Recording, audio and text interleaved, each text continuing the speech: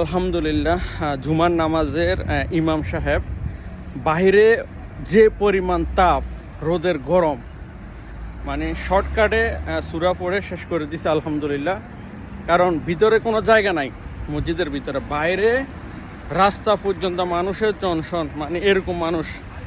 কারণ জুমার নামাজটা মুসলমানের জন্য একটা ঈদের নামাজ। এরকম মানে মুসল্লি তার শর্টকাট, মানে ইমাম সাহেবও জানে যে বাইরে কি পরিমাণ একটা গরম, মুসল্লিরা অনেক কষ্ট পাচ্ছে। সেই জন্য আলহামদুলিল্লাহ তাড়াতাড়ি নামাজটা শেষ করছে। যে তা মানুষ বসতে পারতেছে না, এই যে তাকানো যাচ্ছে না। আমি মাথার উপরে দেখতে পাচ্ছেন যায় নামাজ দিয়ে বাসার দিকে যাচ্ছি, প্রচুর তাপ।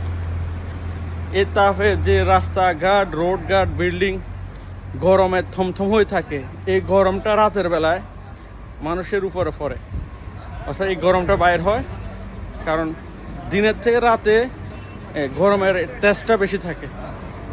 দিনের বেলা হচ্ছে গরমের, রোদের গরমের, আর রাতের বেলা হচ্ছে এই যে মানে যে একটা সেনসেনিয়া গরম, এটা বাইর হয়। আলহামদুলিল্লাহ জুমার নামাজ আদায় করলাম। আসসালামু আলাইকুম।